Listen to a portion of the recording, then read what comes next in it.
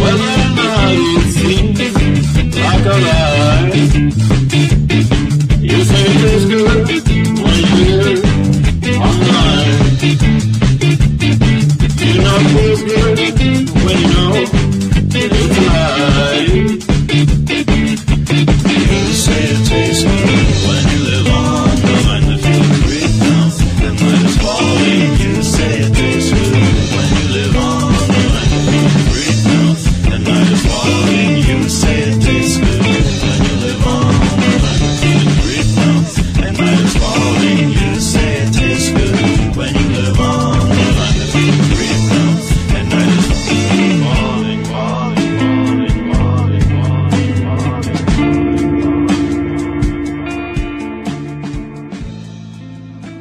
Greetings, everybody. Welcome back to the Anti-Media Radio. You're here with Lavonne. Happy Friday. Thanks for joining me, you guys. We are happy to be here on UCY.TV, Monday through Friday. Same time, same station. We're also really excited to share with you guys, if you didn't know, on the antimedia.org, we now have the ability to stream our radio live. So antimedia.org/radio, and you can listen from UCY through our radio as well. That's pretty cool. I'm really excited about the show tonight. We've got a lot of topics. Oops, I didn't mean to close that page. A lot of live guests calling in. The first guest should be calling anytime now. Her name is Suzanne, and I'm not going to attempt to say her last name. I'll let her pronounce that. I'm going to butcher it. Okay, here we go. Tarkowski Tempelhoff. We'll see how I do. So she's a really exciting woman. She's a former neocon war zone defense contractor turned Arnak. I'm so excited. I can't say words. Arnak. Oh my gosh. Let me take a drink of water and start over. Anarchist trying to replace the nation state through leveraging the blockchain technology. So she is a pretty big deal. She's trying to decentralize our voting, and excuse me, I'm trying to get her on the line right now.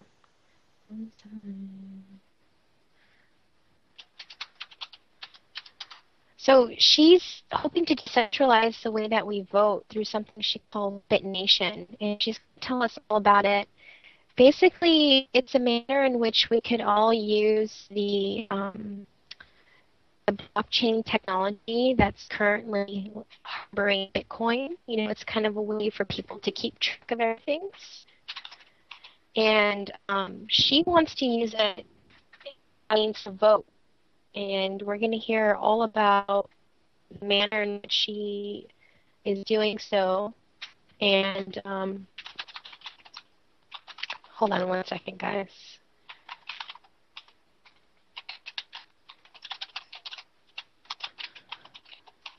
She's overseas, and she's like, wait a second, how am I supposed to call you? Make sure I give her connect to me here, you guys. I apologize.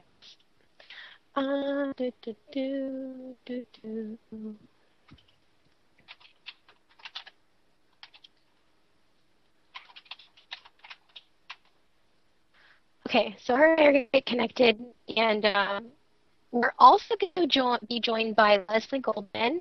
As you guys know, he is currently en route to the Heirloom Food Festival, which is in Santa Ana, California. And that's going to be in September. And he's been traveling in hopes to connect with people that he calls rare seeds on the way. And he's basically giving out seed packets, which is sponsored ancient Kamu wheat, which is a really sacred grain, and it's really healthy and important that people grow that. And sorry, I'm multitasking like a champion here.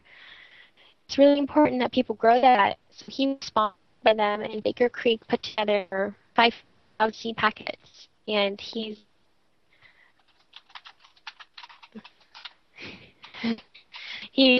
finding rare seeds and giving them to him. And There we go, you guys. Suzanne just added me on Skype.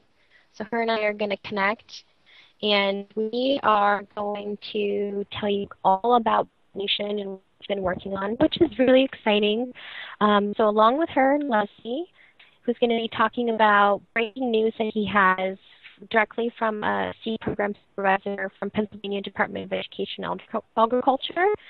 So that's going to be really exciting, and I'm hoping to write up an article about that. There was a huge story last year where he basically set the standards and the manner in which people could grow food. And he's joined by somebody named Shoshana Wheeler, who's a counselor and parent educator. She's been active in the communication field for over 20 years, and she practices Marshall Rosenberg's technique, which we've talked about on the show, and I'm a believer in, and I'm practicing and trying to apply in my life. It's called nonviolent communication, and she's been practicing that since 2003. And so we're going to hear from her techniques on how to deal with people in high stress situations, and we're going to have a really awesome show. So let me get Miss Suzanne on here. I'm going to add her to our call here. Let's see here. Forgive me, guys. Here we go. Oh, exciting. So you guys can call in with your questions, and I ask that you do mute your background noise and turn down the show and mute your mic, okay, if necessary. I'm trying to call Miss Suzanne right now.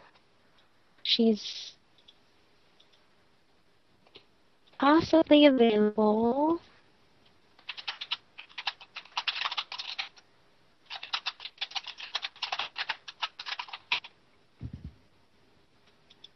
She's in Brazil, I believe, so getting in touch with her has been a little touch and go as we're on different schedules. Are you there, Suzanne? This is Lavonne. Hello. Let's try again, you guys. Bear with me. This is going to be awesome.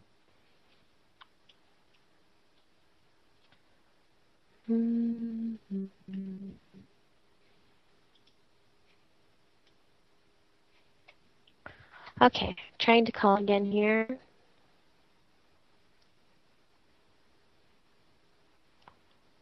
So her and I have been talking for a few weeks now, trying to get together and share with you guys what she's working on.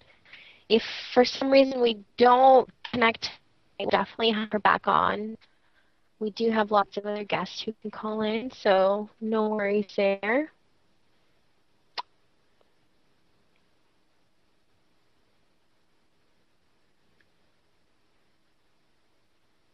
All right, you guys.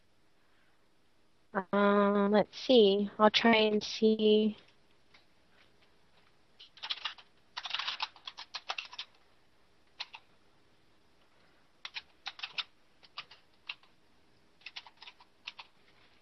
Strange. Okay, well, hopefully Suzanne and I can get this call to go through. She's got a lot of cool stuff to tell us. Otherwise, we will move along with our stories that are happening right now.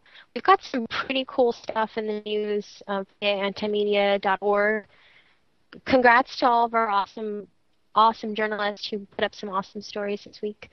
Let's see here. What shall we talk about? So let's stay in topic with our theme tonight, which is decentralization. My buddy Jake wrote an article titled 10 Incredible Renewable Energy Solutions from Around the World, which I think is pretty awesome. Awesome is the word of the evening, by the way, if you haven't figured it out. So if you by chance happen to hear from Miss Suzanne, we will definitely connect. Otherwise, let's continue with the news. And we'll be hearing Leslie soon. Let's see. So, 10 Incredible Renewable Energy Solutions from Around the World by Jake Anderson. You can find this on the antimedia.org. He says, many scientists warn, oh, Here we go, Suzanne. Hi, this is Lavonne. Hi, Lavonne. How are you? I'm quite well. I'm so excited to hear from you. Thank you for connecting with me, Suzanne. Thank you so much for having me on. It's an honor.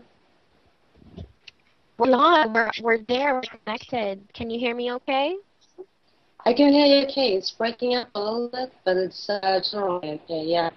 Okay, awesome.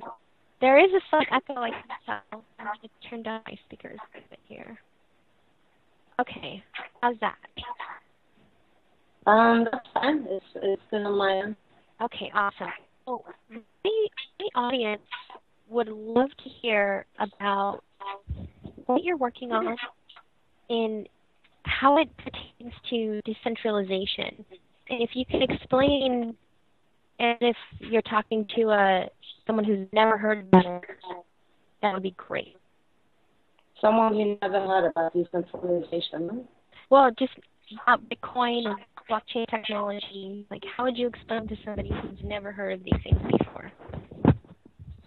Right. Okay. So I think most people by now have heard about Bitcoin. It's a decentralized peer-to-peer currency, electronic cash currency. What most people don't realize is that Bitcoin is just a application on top of a technology called the blockchain technology, and currency just happens to be its first application. Right. The blockchain technology is essentially a decentralized public ledger. Like if you go to a public notary and you can have any entry listed into the ledger, the blockchain works in the same way, but it's much more secure because instead of being controlled by a central authority like a bank or a government or a lawyer, it's controlled, it's mutable because it's distributed amongst hundreds of thousands of different users who each have a copy of each transaction, each entry in their computer. So the technology itself is really revolutionizing. So the currency was the first application.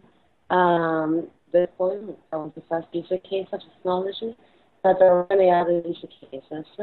For instance, like we are building a fully inclusive governance system, a one-stop shop for governance to where people can do all the government services themselves. So you can use this technology to, for instance, get married, incorporate a company, write a will, a childcare contract, whatever, and it's all like permanent stored on this ledger. That's amazing. We haven't exposed our audience to the idea of blockchain before, but what you're going to do with it is probably the ideal use, especially if we want to be sovereign individuals working together. What you're proposing, how is it received? Like, how do people receive the idea typically? Actually, above expectations, we have been covered in worldwide media, from anywhere to the Wall Street Journal, to BBC, to Russian television, and God knows where. I think it's an idea whose time has come, to make a cliche phrase, because the government, if we look at how the government has evolved over the last 200 years or so, it has just become so incredibly intrusive into our everyday lives that people are actively looking for a solution, and people are actively less aggressively about them. And, people are realizing that other solutions out there, that we need government services, but we don't need them to be provided by a geographical mafia, that a lot of services that are being provided can actually be provided more cost efficiently and better quality on a free market. That's not done by people who are extorting us or controlling us or threatening us with violence. So even if people are left-wing or right-wing or whichever, I think a lot of people right now have come to the same conclusion that the government is just too intrusive and too incompetent and with different standards. I couldn't agree with you more. And how do you suggest that we make this conversion? Like, we are a great area. We have a customer stage. People everywhere want this type of existence. How do we go from how do we go from one paradigm to the other? That's a great question. There are basically two approaches to this. And I'm not making any judgments. Both have merits.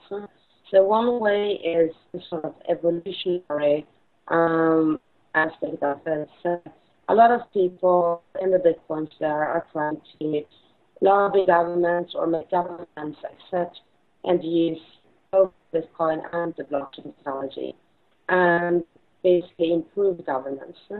Mm-hmm. That's, true. They do that through like saying, well, blockchain technology can be used to increase transparency when it comes to elections or accounting, etc. That is one way to approach it. That is not my way to approach it. I am actually against that because I think, we shouldn't work to improve existing systems because they are bad at the outset because of their basic design. They are geographical monopolies and violence. Mm-hmm. So I thought to undermine them, to just replace them with a better and cheaper service. Sort of like the way Uber replaces traditional taxi cartels. Yeah, that's a great comparison. What you're creating, and how can people find out about what you're doing online? Like, what's a good place for them to go and read about what you're working on? We have a website, www.bitnation.co. You can follow us on Twitter at MyBitNation, and our Facebook handle is BitNation Pangea. Awesome. And I heard through the grapevine via the interwebs, you guys are working on space program technology. That's correct. Yeah. I mean, we want to show that everything that the government does can be done. The government is just a collection of people, and we want to show that all of those services can be done by people. And that's a very good point, because a lot of people live in fear. A lot of people grow up in this paradigm where they don't have to worry about certain things. It's like comparable to being a renter versus a homeowner. Like, you don't have to worry about certain things, but it's really not that big of a deal when you become given the role. And people have to understand that they can govern themselves and create their own services. And it's empowering to hear what you're doing. Thank you so much for doing what you are doing. Well, thank you. Those words are really kind.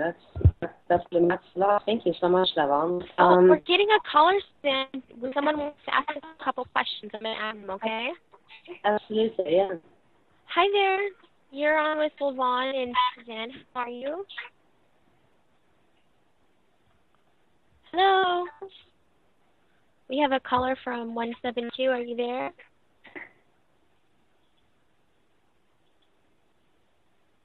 We can't hear them for some reason. All right. Well, thanks for trying. Well, maybe they'll call us back, Suzanne. That would be awesome if they did. I'm sure a lot of people have questions for you.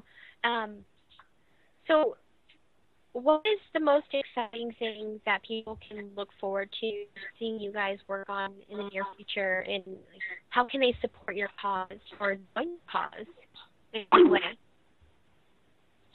I think, right now the most important applications of BitNation is to build the technological infrastructure.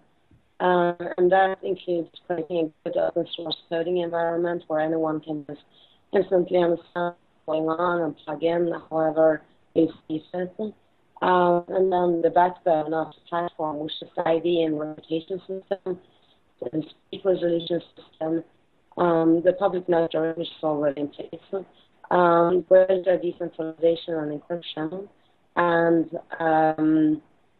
and also the library where everybody can create their own governance apps and upload them and share them or give them away for free or sell them, so whichever they prefer.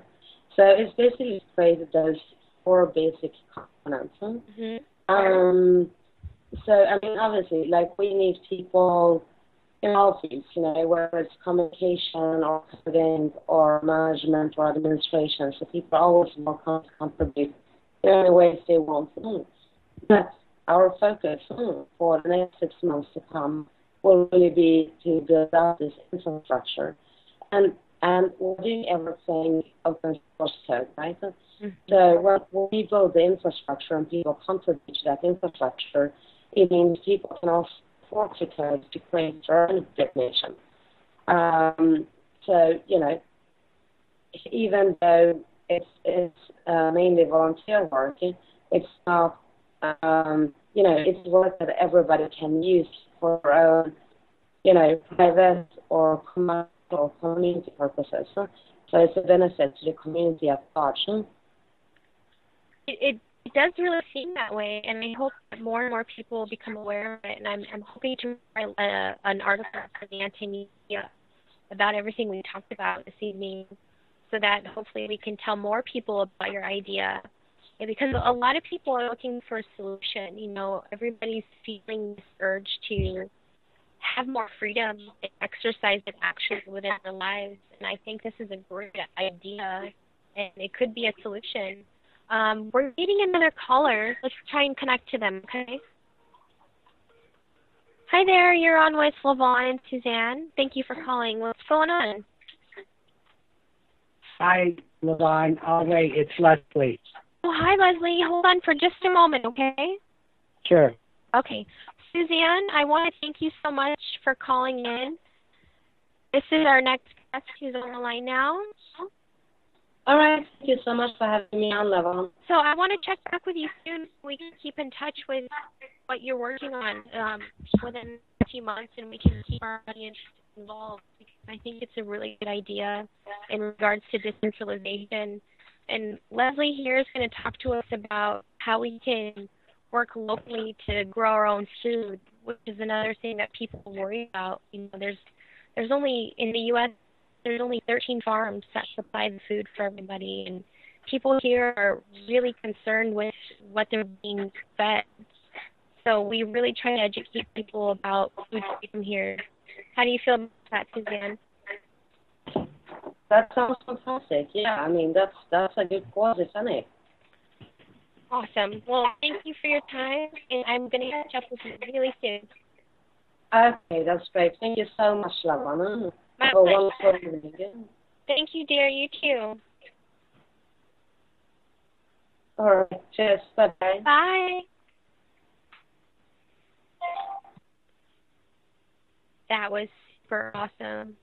I hope you guys heard loud and clear. She's working on a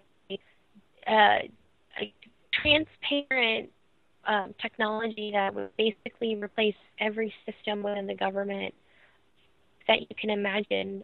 People will have a place within every system and be able to collectively make decisions with transparency.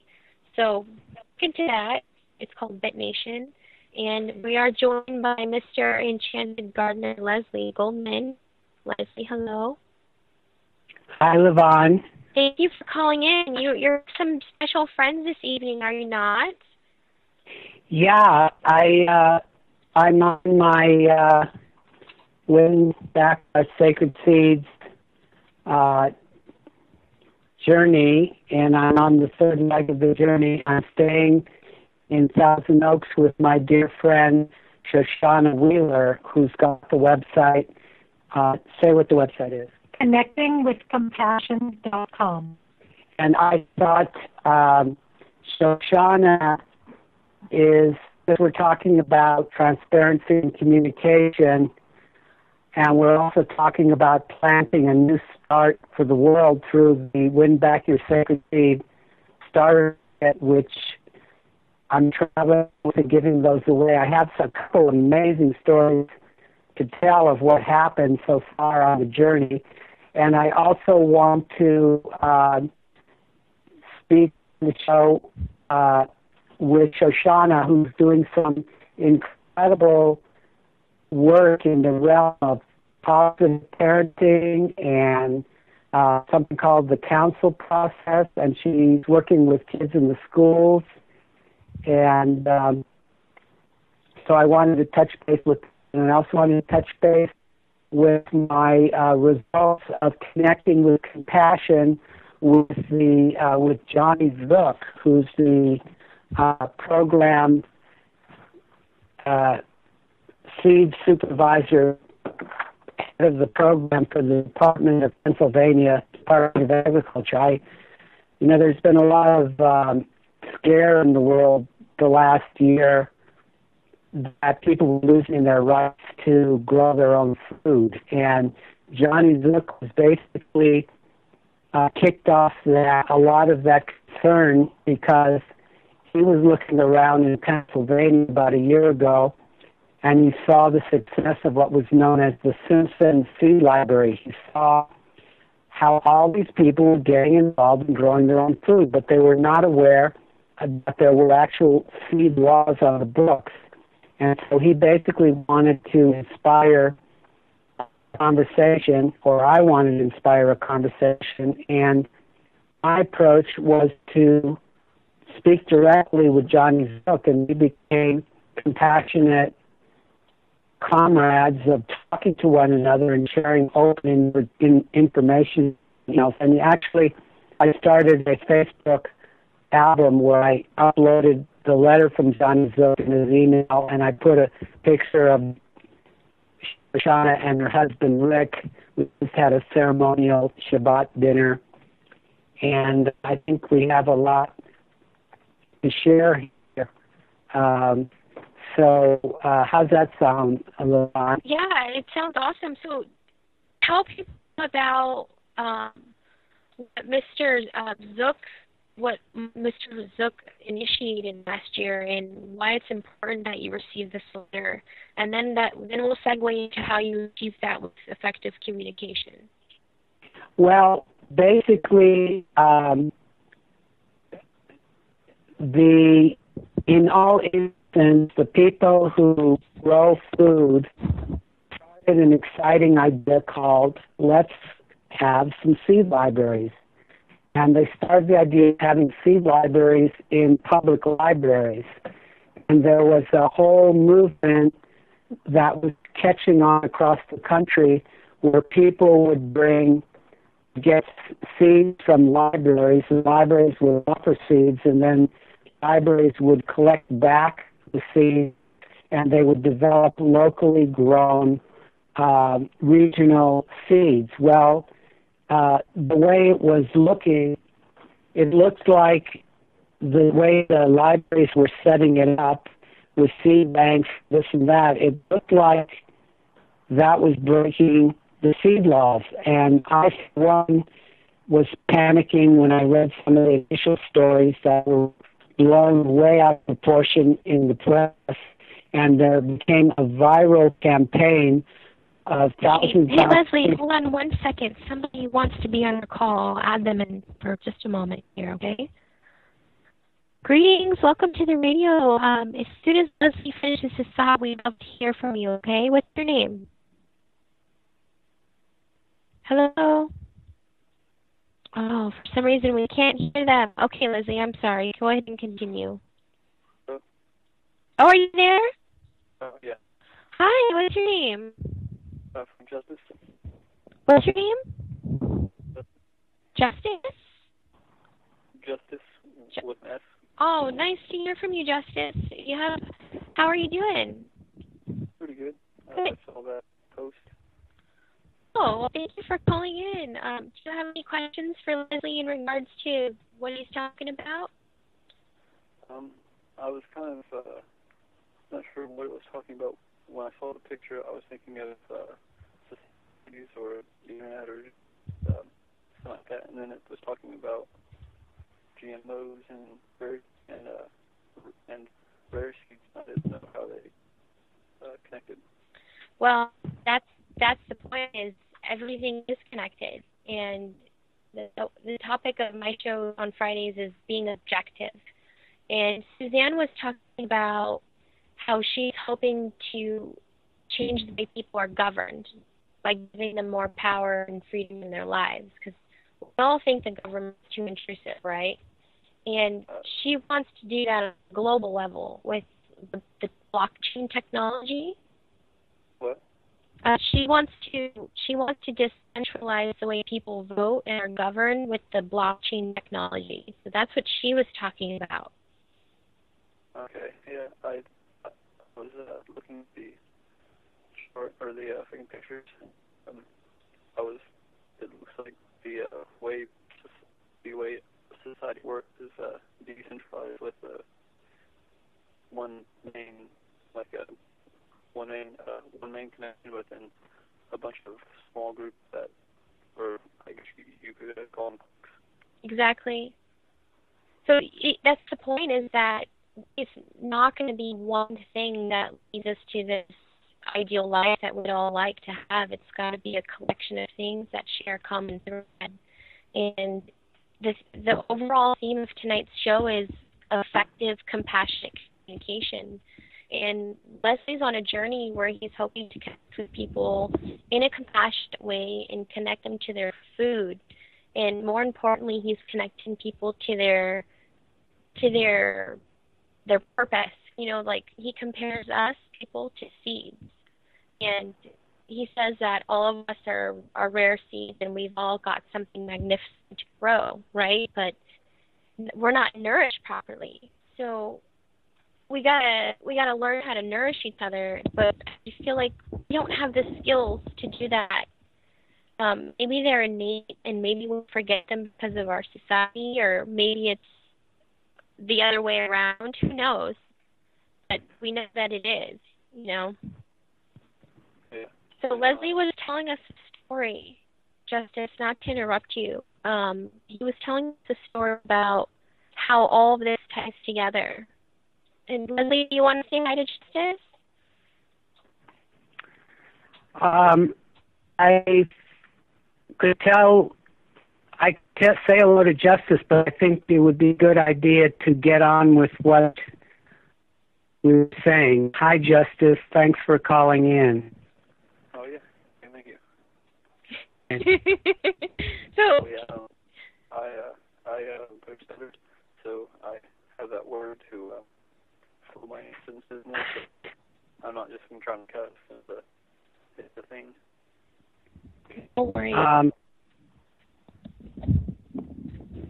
So continue with your story, Leslie. We want to hear what's going on with you. Okay, I think it'd be a good idea to focus on what we want to say. If there's a bunch of people who want to call in, it interrupts the flow. Unless that's what we want to do, we could This is a call-in show, Leslie. We interact with our audience. So yeah, that's what we do usually. Mm-hmm. So,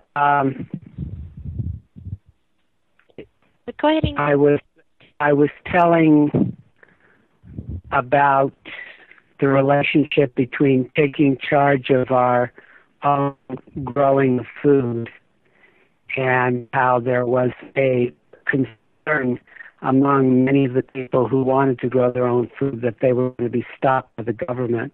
Mm-hmm. And a lot of people went into a state of panic. And initially when the story came out that the government, starting with the Department of Pennsylvania, was going to interfere with the way the seed was developed in Pennsylvania, in seed library, when it became clear that people were going to interfere, a lot of people in the country started to freak out. Rather than freaking out, I called up the man who was inspired or was looking at wanting to bring it to where there's seed laws. And a year later, there's one group in this letter that I put up where John Zook, who started the initial thought that to look at the existing laws, just sent me a letter indicating that now there's going to be a communication between the Department of Pennsylvania, people in seed libraries, and other people in the seed industry. So that was like a big breakthrough that I just received a day after I started my journey here, and that was an interesting story, how that all happened. But the point was, by approaching each other as allies rather than enemies, I think we can make some progress, and that was indicated by getting this correspondence from Johnny Zook, and out of the blue, just a day after I started my trip. I think it'd be really good to introduce Shoshana now, and because she has this work on connecting with compassion, and maybe she could express little ideas about the importance of connecting with compassion, and how does that apply to parenting? How can that apply to the way we approach problems, even when we are scared that people are going to take away our rights to grow our own food, or that kind of topic. She's a counselor. Let me introduce Shoshana Wheeler. Thank you, Leslie. Hi, Lavonne. How are you? I am most excellent. Always trying to juggle and be compassionate to all the people whose views want to be expressed on this program. How did I do? Yeah. I was really appreciating what Leslie said, how he, instead of creating an enemy out of Mr. Zook, he actually created a ally. And one of my very favorite quotes is by Thich Nhat Hanh, and that is, an enemy is someone whose story I haven't yet heard. And while Leslie is getting to know this man, he's getting to understand him and see where they have points of similarity, where their needs are aligned and their interests are aligned. And I just love that. I think that's just awesome. And so that's a lot what I do. So in my line of work, I teach compassionate communication, also known as nonviolent communication. Right. And it is, it's all about expressing ourselves authentically, the really important pieces that I want to say without offending other people, and being able to listen to other people without taking offense. Listen to their truth and their honesty without taking offense. So it's like so critical. It's so important. It is the cornerstone of everything. How can I be honest without offending you? Right. You bring up a good point, and I really got to commend you for perpetuating the work of Dr. Marshall Rosenberg. Nonviolent communication has been a really important catalyst in my life. I didn't even realize that, even though I'm a compassionate and empathetic and loving person, that I was using language that elicited certain behavior in people. Yeah. And I didn't realize it until my dear friend here said, Lavonne, do you not realize that you're using violent words? And I'm like, yeah. What? What do you mean? And she gave me nonviolent communication, and I've really been trying to apply it to my life. And it's so transformational, and it's so powerful. And I really am beginning to believe that it's the root of most of our issues is we all want the same things, but we're sharing our needs in different ways, and we're not hearing each other. And we're getting upset because we are not being heard, and people get upset when their needs aren't met, right? Yeah, and children especially, actually everyone. So we're all big kids, I think. We're just... Oh, I 100% agree. I say emotionally free. Yeah, it happens. And the reason I say that is because how my feelings felt when I was 3, whether they were hurt or whether I was sad or whether I was mad, feels exactly the same as it does today. It's no different.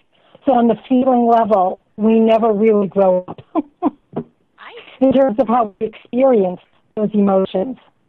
Now, how we act them out, hopefully there might be some maturity. But not always, you know. So, yeah.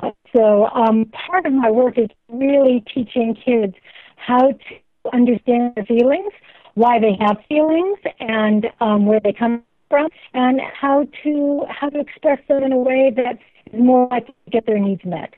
Oh my gosh, that's wonderful! Like, you have tips for parents to teach their little ones, because I know I have a lot of friends who are parents, and we all struggle to understand our children, and we want to make sure that we're giving them what they need and teaching them at the same time, which always doesn't align. And I know there's an ideal way and a healthy way to do it, but not every child's the same. Yeah, and I really appreciate the struggle, I have to tell you. And I teach nonviolent parenting, also called compassionate parenting. It's through the Echo Center of Los Angeles, and it's just wonderful. So we all know that in every single moment, every human being is attempting to meet needs. That's children, that's adults, that's everyone. We're all attempting to meet just basic human needs. And sometimes we use strategies that we're really comfortable with, that we're comfortable for our children to use. Sometimes our children use strategies they're not comfortable with. So they might hit another child, or they might, they might swear, or they might, whatever it is that children do. And so it's not so much, so in the dominant paradigm where 99.9% of people live, we look at the behavior and we judge it, whether it's good or bad, and then that child is good or bad. And in the compassionate paradigm, we don't just look at the behavior. We look at the needs that are underneath. What is motivating this child? What needs is this child attempting to meet?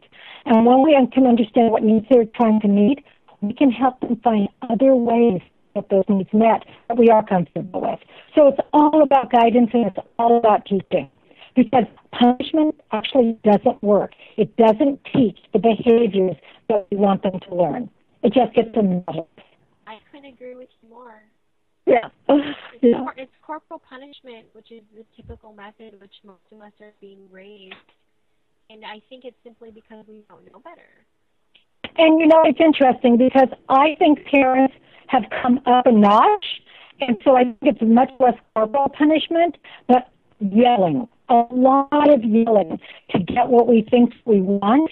And the truth is, both those are very stressful to young children. Very stressful. And it induces a cortisol response. They become stressed in their body, which is terrible for the brain.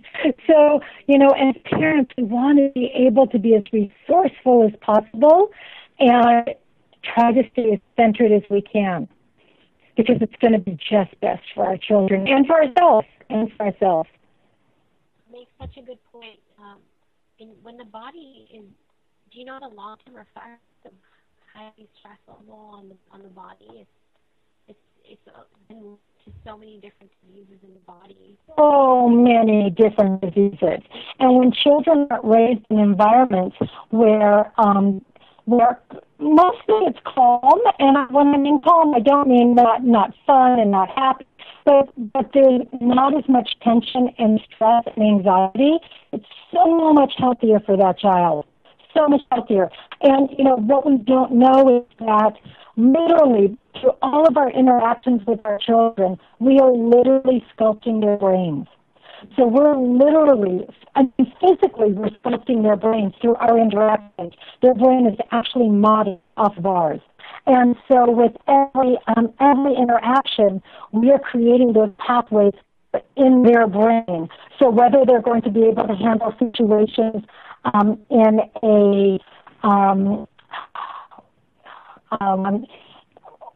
the word I'm trying to think of is I can't think of it, when our nervous systems, when we are regulated. So either we're going to teach them how to help them be regulated or dysregulated. And we can't do anything when we're dysregulated state. We can't learn, we can't think, and so we always want to teach our children how to regulate their systems, how to get calm so that they can solve the problem. Because everything's just a problem to be solved. Nothing more than that. You're right. That's so well put. And I think what you do is really important. And how many people just marvel in their experience after learning some of the things that you have to teach?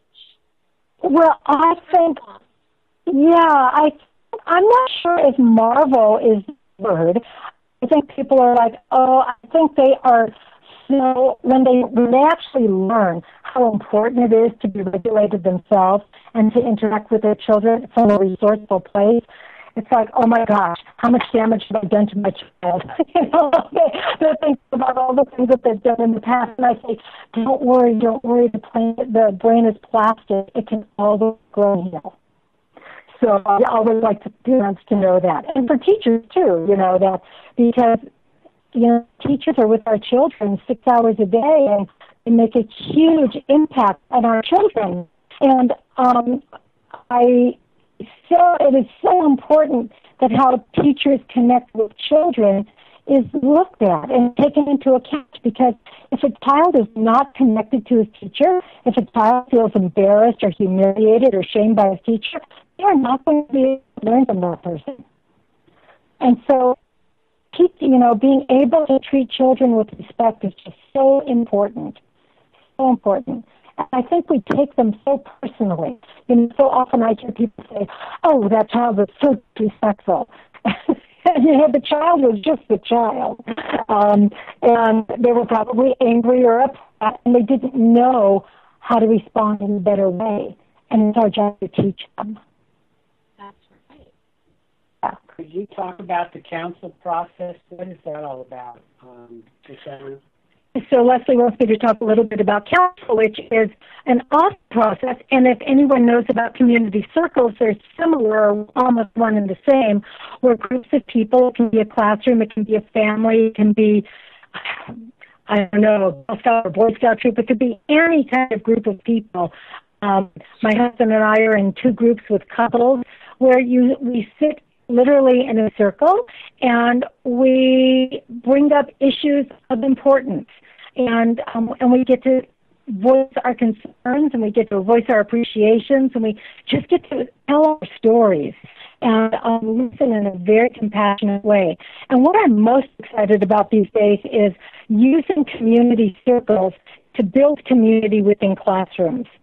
And then from that, using that model of a community circle to do restorative circles. So when issues arise, when conflicts arise, we can use the circle process to literally resolve the problem and come back to harmony.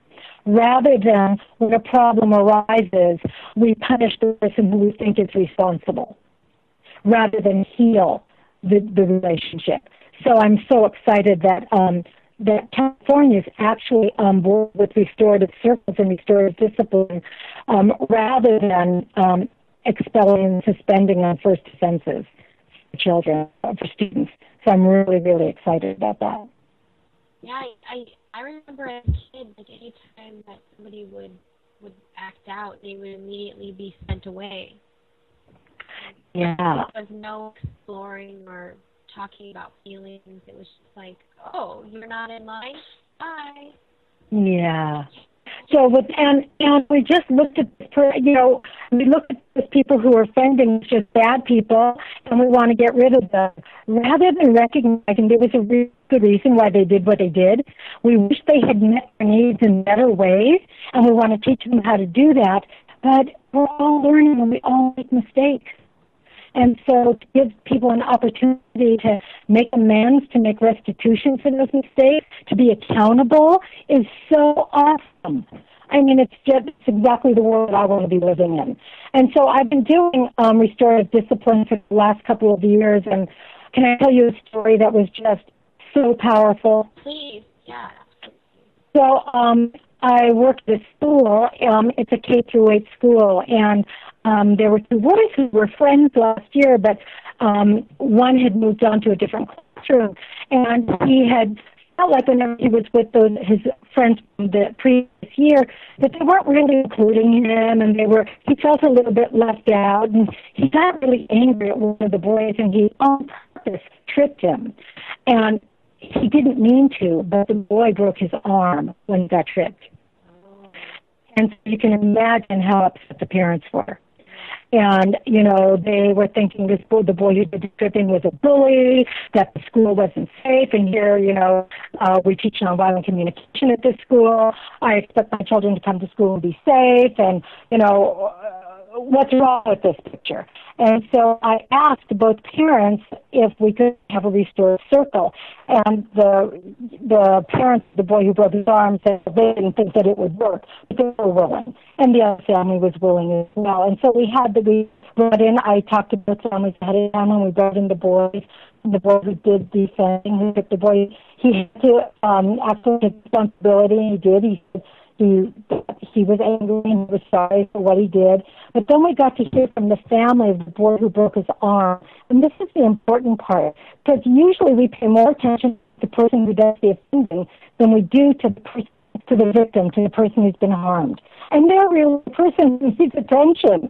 And so, in the circle, he got to say how he felt when it happened, the impact that it had on him. He was now afraid to come to school. He was afraid that the boy who tripped him, his friends would be mad at him. I mean, there was a lot of anxiety. The parents were afraid to send him to school.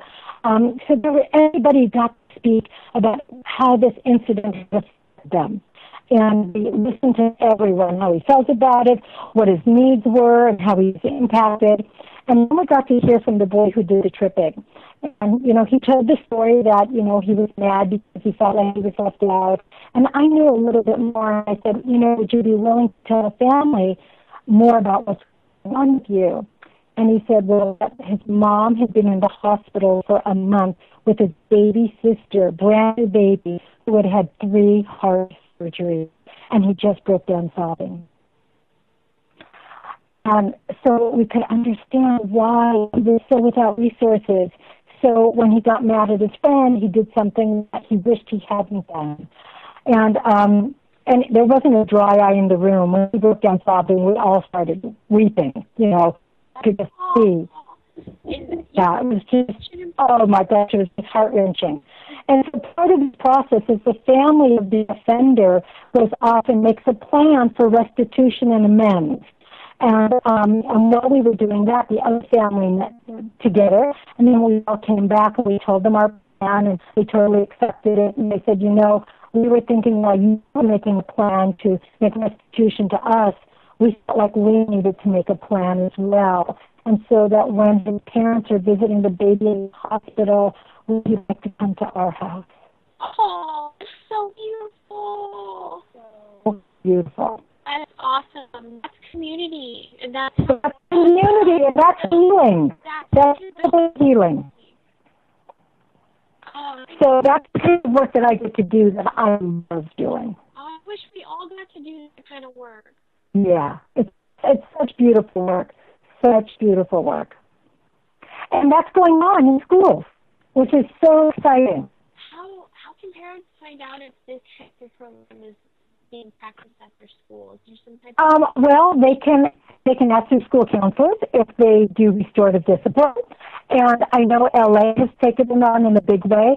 I live in Ventura County, and our county offices have taught up this process to a lot of counselors, a lot of administration, and hopefully it'll trickle down to the classrooms. And in classrooms, I go in and I do restorative circles if it's necessary. And as a counselor, I call kids into my office, and we meet with families as well. So, it's growing. It is definitely a movement that's growing.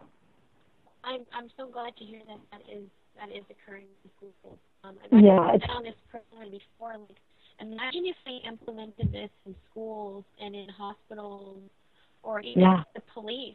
I would like to see Well, it's actually happening. So there are different collaboratives. I'm in a restorative justice collaborative in Ventura County, and there are offender victim meetings in people in jail, and then in youth facilities. There's a lot of restorative work happening, and even among parole officers. So it is happening. Now, it's still cutting edge, but it is slowly making its way into the system because and there's so much less recidivism because people heal. You know, once I've taken accountability for what I've done and I've made amends, I can raise my head again. Yes, you're right. So I can walk with some pride. And healing is a really important part because I teach people that we are all growing in every moment. We are all evolving every second. And if we don't allow things to move through us and process properly, they get stuck. Those become other things, And they do. So, yes. Is a way to actually let things move through you. And essentially you're healing constantly instead of holding on to it. You're letting it. You're just releasing it, letting it go, and coming into a new moment, with a clean self. That's beautiful. It really is. It's very beautiful work, and so I feel really, really fortunate to be able to be doing that work. And I know that there's a lot of nonviolent communication, like workshops going on right now all over the country. People are teaching each other. How can people find one near them, or how can they learn more information if they were in? Yes, so there are practice groups all over Southern California. And if you go to the Center for Nonviolent Communication, that's the website, you can find a practice group in your area, or you can find somebody who is teaching nonviolent communication in your area. I know in San Diego there are a lot of teachers at NBC.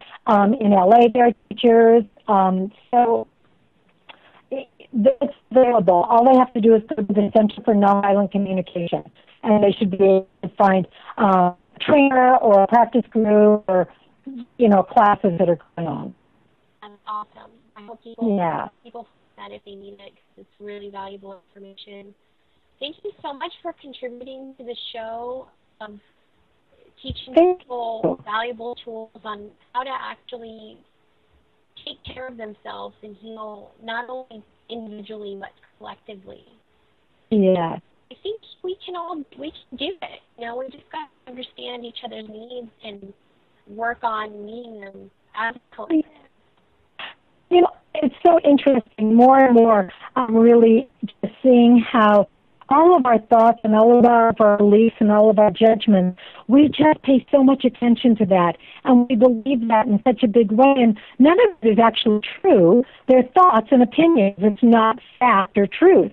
And so if we go to what is more factual, how I'm feeling, what am I needing, what happened, rather than my judgment about what happened, what a jerk he is, there's so much more available. Just so much more available, and so much more connectivity. Stay out of that arena of judgment, even though it's really hard, because we're so wired for that. Thank you for being on the show and sharing. Love to you, Leslie, and yours. And thank you, Suzanne from Mid Nation. Please check out all the things we talked about, and we'll catch you guys on Monday at 8 o'clock, at 11 o'clock. Bye. Thank you. I'ma let them know through the stereo. Yo, here we go through the stereo.